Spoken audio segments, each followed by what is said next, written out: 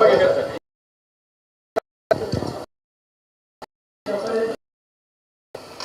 நீங்க படத்தோட trial first நான் வந்து இந்த படத்தை பார்த்துட்டு அவங்களோட சீனியர் டைரக்டர்ஸ் எல்லாருக்கும் தேங்க்ஸ்.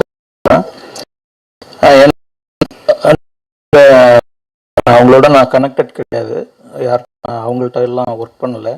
இருந்தாலும் ஒரு புது ஒருத்தர் அவங்க வந்து பார்த்துட்டு ஆனால் ஒரு ஒப்பீனியன் ஃபீட்பேக் அவங்களுக்கு பிடிச்ச விஷயங்களை கன்வே பண்ணாங்க. அது ஒரு பெரிய கெஸ்டரை நான் வந்து நான் விரும்புகிறேன். அடுத்தது இப்போ இந்த கிளாக்கு நாங்கள் அஃபிஷியல் படம் வந்து வெள்ளிக்கிழமை 20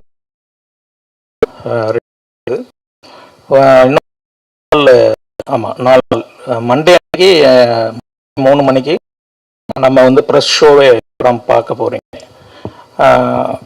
இப்போ நீங்கள் படம் ஃபுட்டேஜ் பார்த்துருப்பீங்க. ஏதாவது உங்கள்கிட்ட கொஷின்ஸ் இருந்துச்சுன்னா நீங்கள் ஷூட் அப் பண்ணலாம்.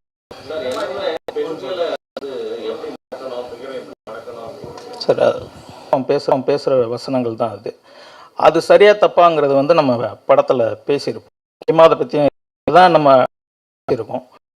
ஓவர் படம் பார்த்து முடிக்கும் போது உங்களுக்கு இந்த விஷயம் கூட உங்கள் மைண்டுக்கு வராது. ஆக்சுவலாக அது நான் முழுசாக நம்ம ஃபேஸில் நம்ம பார்த்து நீங்கள் கண்டிப்பாக இதே ரிப்பீட் பண்ணணும். 2005 காலகட்டத்தில் நீங்கள் எடுத்திருக்கீங்க. அதாவது இன்ஸ்பயர்ட் பை ரியல் லைஃப். ஏன்னா நீங்கள் எல்லாமே கதை டைரக்ஷன் ஆஸ் வெல் அஸ் ப்ரொடக்ஷனும் பண்ணியிருக்கேன். ஆமாம். ஸோ அது வந்து inspired by real life true இன்சிடெண்ட்டா? ஆமாம். அது என்ன, அது நீங்கள் கேட்ட மாதிரி என் லைஃப்பில் நடந்த ஒரு ஒரு ஒரு சின்ன ஒரு சம்பவம். அது கிடையாது, மொத்த படம் ஒரு ஸ்பார்க் கிடைச்சிது. வந்து நம்ம பிளே பண்ண நல்ல படம் அப்படின்றது தான். அது ஆக்சுவலாக நல்லபடியாக வந்திருக்கு. அடுத்தது ப்ரொடியூசர், நானே ப்ரொடியூசர் அப்படிங்கிறது வந்து ஆக்சுவலாக நான் வந்து டைரக்டர் ஆகிறதுக்காக வந்தேன். ஆக்சுவலாக அதுதான் என்னுடைய ஸ்கூல் டைம் கோல். ஸோ நான் பிஎஸ்சி அக்ரி படித்து முடிச்சுட்டு நான் சினி ஃபீல்டுக்கு வந்தேன். அசிஸ்டன்ட் டைரக்டர், அசோசியேட், கோ டைரக்டர்ஸ்னு ஃபியூ ஃபிலிம்ஸ் ஒர்க் பண்ணிவிட்டு படம் முயற்சி பண்ணும்போது கதை கேட்டு நியூ ஃபேஸ் வச்சு பண்ணுறதுக்கு தயாரிப்பாளர் கிடைக்கல. ஸ்ட்ரகிள் பண்ணுறதுனால தான் வந்தது. ஆக்சிடெண்ட்டில் அடுத்தது அதுக்கப்புறம் படம் வந்து ரொம்ப நல்லா வந்திருக்கு அப்படின்னு நான் சொல்லிக்கல. பார்த்தவங்களோட நம்ம ஆட்களே அவங்கெல்லாம் சொல்லும்போது சரி நம்ம கான்ஃபிடென்ஸ் இன்னும் அதிகமாச்சு. ஆனால் அது ஸ்ட்ரகிள் இருந்துச்சு. எல்லாரும் பார்ப்பாங்க. 90ஸ்லாம் நம்ம ரெகுலராக சினிமாவில் ஒரு சீன் வரும், பொண்ணு பார்க்கறதுக்கு வீட்டுக்கு பொண்ணு பார்க்க வர்றதுன்னு ஒரு சீன் இல்லாத தமிழ் சினிமாவே கிடையாது. வருவாங்க, பொண்ணு வந்து ஹீரோயின். ஆக்சுவலாக ஹீரோயின்னா எவ்வளோ அழகாக இருப்பான்னு நமக்கு காமனாகவே தெரியும். அந்த பொண்ணை பார்த்துட்டு போயிட்டு லெட்டர் போடுறோன்னு சொல்லிட்டு போவாங்க. இது ஒரு சடங்காக நம்ம பார்த்துருப்போம். அது என் வாழ்க்கையில் நடந்தது. அதுதான் இந்த ஒரு ஷோ. ஆக்சுவலாக ஒரு ரெக்கார்டு இருக்குது, சொல்லுவாங்க எல்லோரும், சீனியர் ரிப்போர்ட்டர்ஸ் எல்லாருக்கும் உங்களுக்கு தெரிஞ்சிருக்கும். சேது படம் தான் அதிக ப்ரிவ்யூ ஷோ அப்படின்றது ரெக்கார்டு. ஐ திங்க் நம்ம மாயபிம்பம் வந்து அந்த ரெக்கார்டை பிரேக் பண்ணியிருக்குன்னு நினைக்கிறேன். அது in terms of number of shows and ரிலீஸுக்கான போராட்டத்துக்கான வருடங்களும் அது சேர்த்து நான் சொல்கிறேன். அதுதான் அது ஒரு பெரிய ஸ்ட்ரகிளை தாண்டி வந்து இப்போ அந்த ப்ரொடியூசராக வேறு வழி இல்லாமல் ப்ரொடியூசரான மாதிரி இப்போ டிஸ்ட்ரிபியூஷனுக்கும் எனக்கு வேறு ஆப்ஷன் இல்லாமல் நானே தான் என்னுடைய முயற்சியில் ரிலீஸ் பண்ணுறோம் படத்தை. தான் இன்னைய சூழல். புதுமுகங்கள் படங்களுக்கு என்ன தேட்டரில் அப்படிங்கிறது உங்கள் எல்லாருக்குமே ப்ராக்டிக்கல் தெரியும். அது இல்லாமல் நல்ல ஷோஸ்க்கும் நல்ல தேட்டருக்காகவும் அதுக்கான முயற்சியும் பண்ணிகிட்ருக்கேன். அதுதான் கண்டென்ட் வந்து எனக்கு ஒரு கான்ஃபிடென்ஸ் தான் அதை கொண்டு வந்தது. ப்ரெஸ் பீப்புளும் 2 பேர் மேலே என்னோட நம்பிக்கை, ஒன்று ப்ரெஸ்ஸு, இன்னொன்று மக்கள். 2 பேரையும் இந்த படம் சாட்டிஸ்ஃபை பண்ணுறோம் அப்படிங்கிறது எனக்கு 100% நம்பிக்கை இருக்குது.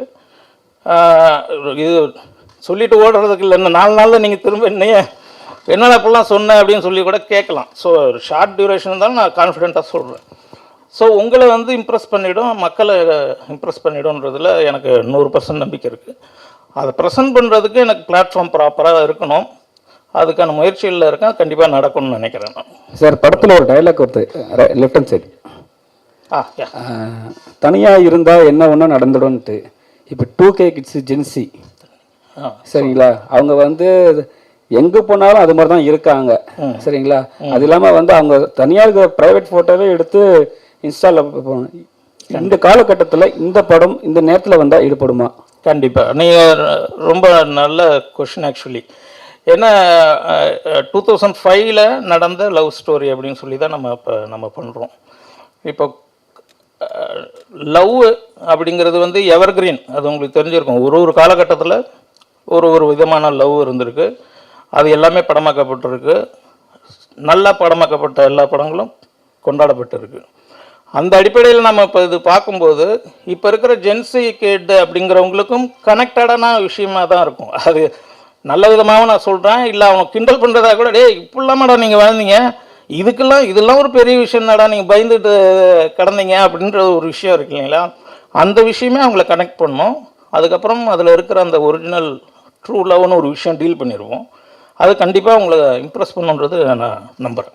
படத்தில் இன்னொரு விஷயம், அந்த இப்போ ரொம்ப ஃபெமிலியரான அந்த கிரிஞ்சு அப்படிங்கிற ஏரியாக்குள்ளே போகாமல் எமோஷனலாக இருக்கட்டும், ஒரு லவ்வாக இருக்கட்டும், அவங்கள கன்வின்ஸ் பண்ணுற மாதிரி நிச்சயம் இருக்கும்னு நான் ஃபீல் பண்ணுறேன். சார், எந்த ஸ்டார் ப்ரெஸ் மீட் பொறுத்த வரைக்கும் நீங்களாக வந்திருக்கீங்க. ஓகே, கொஞ்சம் ஸ்டார்ஸ் வந்தால் என்ன கொஞ்சம் யூஸ்ஃபுல்லாக இருக்கும். கண்டிப்பாக வர வேண்டிய இருக்கா, இல்லாட்டி ஆடியோ லான்ச் யாராவது வைக்கிறீங்களா சார்? இல்லை, ஆக்சுவலாக என்னென்னா ஆடியோ லான்ச்ன்றது தான் ப்ரெஸ்ஸுக்கு வந்து ஆர்டிஸ்ட்லாம் இருந்தால் தான். இதுவே நோக்கி நான் சம்மந்தப்பட்ட எல்லா டேரக்டர்ஸ்லாம் சொன்ன மாதிரி டெக்னீஷியன்ஸ் அத்தனை பேருமே மிகப்பெரிய ஒரு படமாக தான். ஆனால் இன்னைக்கு இருக்கிற யாரும் எதுக்கும் வெயிட். ஸோ ஒரு தாண்டும் போது அந்த ஏரியாக்குள்ள, அதனால யாரும் தொடர்புல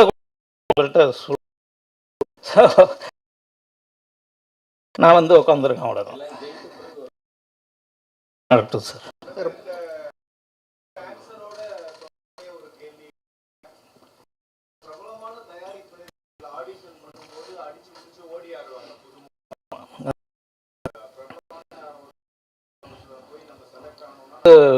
ஆர்டிஸ்ட் காட்டுறதுலே ஏபிசின்னு ஒரு 3 ஃபோல்டர் வச்சுருக்காங்க. அதில் அவங்க ஏன்றது பெஸ்ட் ப்ரொடக்ஷன் ஹவுசஸ் அந்த மாதிரி காட்டுறாங்க. அடுத்தது பின்றது வந்து நோன் ஆர்டிஸ்ட்டு, அந்த சிங்கிறது வந்து கம்ப்ளீட்டாக நம்மளை மாதிரி ஆர்டிஸ்ட் எல்லாமே வந்திருக்கிற ஆட்கள். இதில் என்னென்னா, இந்த ஏ ஃபோல்டரை கூட நம்மகிட்ட காட்ட மாட்டாங்க, அதுதான் ஃபேக்ட். அப்படி தான் இருந்துச்சு, அதை ஃபேஸ் பண்ணி தான் வந்தோம். அதுக்கப்புறமா நான் வந்து ஓப்பன் ஆடிஷன் தான் நான் பண்ணேன். யாரும் வந்திருக்கிற யாரும் பர்சனலாக என்னோட எந்த விதத்திலும் கனெக்டட், எல்லாருமே ஆடிஷன் பண்ணி இந்த படத்துக்கு இவங்க சரியாக இருப்பாங்க அப்படின்னு தேடி தான் நான் வந்து காசு பண்ணது. ஸோ நீங்கள் கேட்குற கேள்வி வந்து கண்டிப்பாக ரொம்ப கஷ்டமான விஷயமா தான் இருக்குது. இன்னும் கிளியராக சொல்லணுன்னா, ஃப்ரெஷ்ஷாக வச்சு, அதாவது ஒரு ஃப்ரெஷ் டீம், ஃப்ரெஷ் ஹீரோயின் அவங்கள வச்சு ஒரு புது டைரக்டரோ ப்ரொடியூசரோ படம் நம்பி இனிமேல் எடுப்பாங்களாங்கிறது ஒரு பெரிய கேள்வியாக இருக்குது. ஏன்னா அது தியேட்டருக்கு தொட முடியறதுக்கு சூழல் இங்கே இல்லை. அதை செய்ய வைக்கணும்னா லைஃபே வச்சு வெயிட் பண்ணி ரிஸ்கையும் எடுத்து பண்ணவே. ஸோ அது யாரும் பண்ண மாட்டாங்கன்னு நினைக்கிறேன். இனிமேல் ஏதாவது இருக்கணும், ஒரு ஒரு ஒரு பேக்ட்ராப் இருக்கணும். ஒரு ஆர்டிஸ்ட் ஒரு ஹீரோ ஆக்கணும்னா ஒரு பேக்ட்ராப் இருக்கணும். ஒரு அந்த டிமாண்ட் ஸ்ட்ராங்காக இருக்குது. இனிமேல் அந்த மாதிரியான முயற்சிகள் எந்த அளவுக்கு நடக்கணும்னு எனக்கு தெரியல. நீங்கள் சமீபமாக ஃப்ரெஷ் டீம் நடித்து கம்ப்ளீட்டாக பெரிய ஹிட்டு அப்படின்னு சொல்கிற மாதிரியான படங்கள் ரொம்ப யோசிச்சோன்னா சுப்பிரமணியபுரத்துக்கு அப்புறம் எனக்கு கரெக்டாக எனக்கு தெரியல. அதாவது எல்லாம் புதுசுன்னு. மேபி ஐம் ராங், நீங்கள் தப்பாக இருந்தால் கரெக்ட் பண்ணலாம்.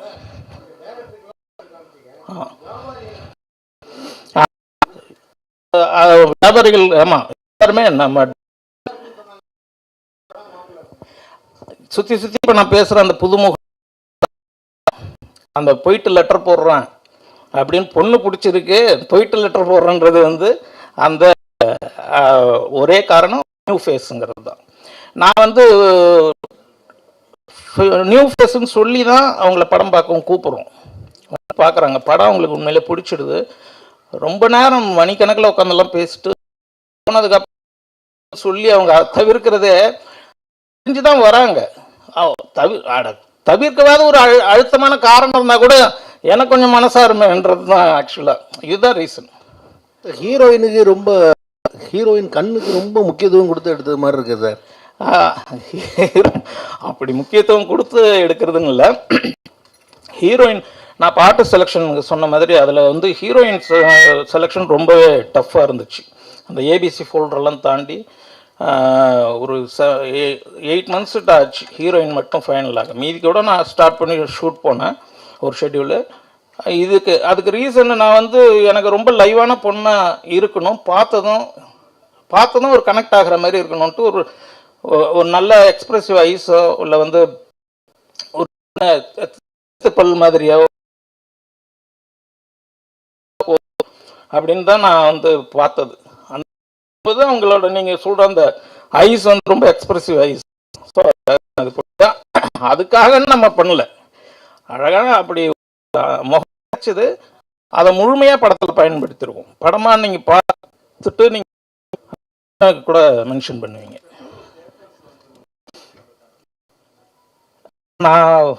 நான் ஒரு 80 தேட்டர் கேட்டிருக்கேன். அது ப்ராசஸ் நடந்துகிட்ருக்கு. நம்ம 23 போட்ட சூழல் வேறு. உங்களுக்கு 2 பெரிய படங்கள் போகும். இந்த வாரம் எந்த ரிலீஸும் கிடையாது. அதனால் நம்ம அது 3rd வீக்குன்றப்ப நம்மளுக்கு கிடைக்கிறதுக்கான சூழல் இருந்துச்சு. இப்போ உங்களுக்கே தெரியும், ஏகப்பட்ட சேஞ்சஸ் நடந்திருக்கு. அதனால் அது என்னன்றது நம்மளுக்கு அந்த நெக்ஸ்ட் வீக் வந்திருக்கிற படங்கள் அது ஹோல்டு பண்ணுறதை பொறுத்து. டைரக்டர் சார், இந்த சேது படத்தோட அதிகமாக ஷோ போட்டீங்களே, எவ்வளோ வருஷம் போட்டீங்க, எத்தனை ஷோ போட்டீங்க? ஒவ்வொரு ஷோவுக்கு பின்னாலையும் ஒவ்வொருத்தரும் ஒன்று ஒன்று சொல்லுவாங்களா, அந்த எக்ஸ்பீரியன்ஸ் எப்படி இருந்தது? அன்றைக்கெலாம் நிம்மதியாக தூங்குனீங்களா? நிம்மதியாக தூங்கணும் அப்படின்னாக்க ஷூட்டிங் டேஸ் அப்போல்லாம் ஷூட்டிங் டேஸ்லேருந்து அது எல்லாம் இல்லை. நீங்கள் சொல்கிற இந்த குறிப்பிட்ட இந்த காலகட்டம் படம் ரெடி ஆகிட்டு ரிலீஸ்க்கான ட்ராவல்ன்றதெல்லாம் அது எல்லாம் உங்களுக்கு நல்லாவே தெரிஞ்சிருக்கும் எப்படி இருந்திருப்போன்றது. ரொம்ப மோசமான ஒரு ஃப்ரஸ்ட்ரேட்டட் ஃபேஸில் தான் நம்ம இருந்தோம். ஷோஸ் போட்டுட்டு எல்லாருமே அந்த மாதிரி நீங்கள் சொல்கிற மாதிரி கருத்துக்கள் நிறைய சொல்லுவாங்க. நான் வந்து ஓப்பன் டு எப்பவுமே கருத்து யாராக இருந்தாலும் எல்லாத்தையும் ஒப்பீனியன் கேட்டு அப்படி தான் நான் வந்து ஒரு முடிவு எடுப்பேன். அதில் வந்து இன்புட்ஸ் நல்லா இருந்த இன்புட்ஸை நான் எடுத்துகிட்டு இருந்திருக்கேன், ரெக்டிஃபை பண்ணியிருக்கேன். சிலதெல்லாம் நம்ம ஸ்கிப் பண்ணிட்டு தான் இருந்திருக்கோம். இப்போ குறிப்பாக படம் என்ன எதுன்னே தெரியாமல் எடுத்த உடனே டியூரேஷன் எவ்வளோன்னு தான் ஒரு கொஷின் வரும். இங்கே 2 hours ஓகே 220 ஃபுல்லாக எல்லாத்தையும் பார்த்துட்டு கடைசி அந்த ஒரு 10-15 நிமிஷம் ட்ரிம் பண்ணால் நல்லாயிருக்கும் அப்படின்னு ஒரு விஷயத்த ஃப்ளாட்டாக சொல்லுவாங்க எல்லாருமே. அது எந்த 10 நிமிஷன்றது இருக்காது.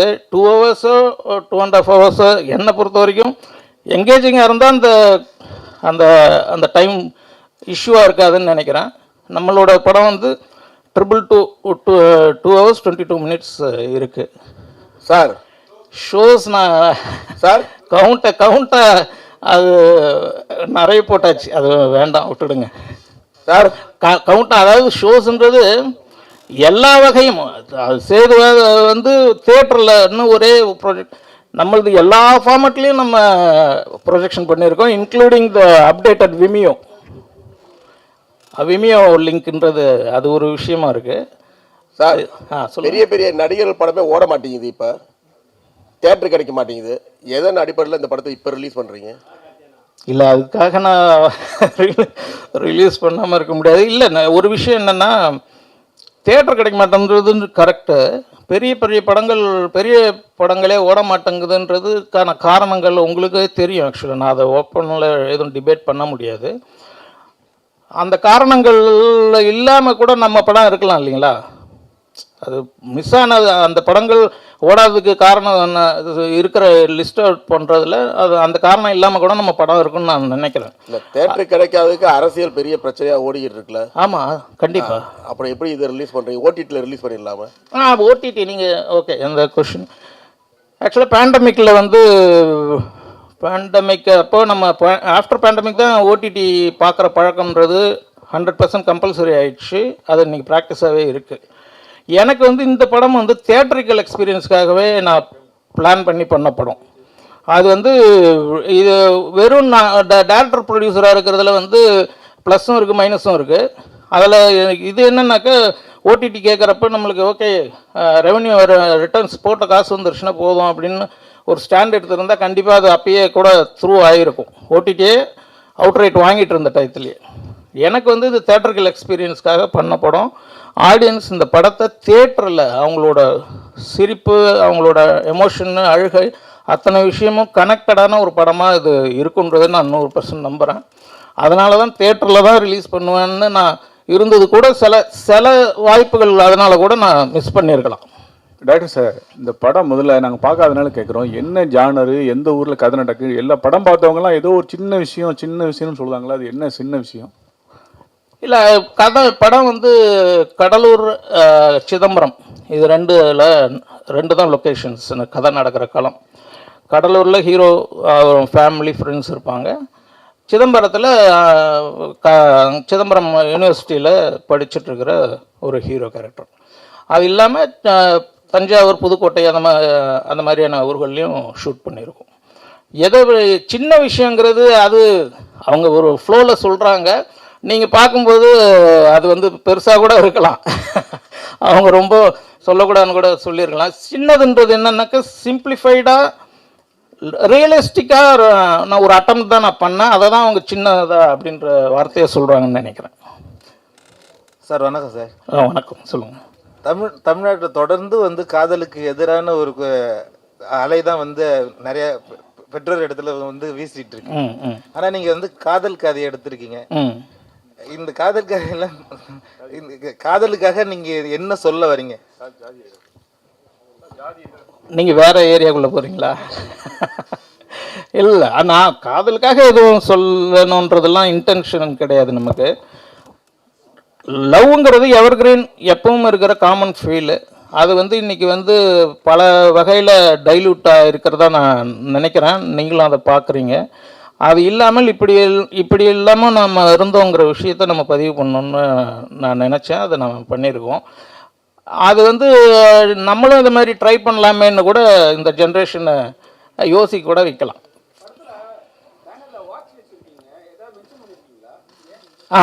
அது நீங்கள் படத்தில் கனெக்டடாக இருக்கும்.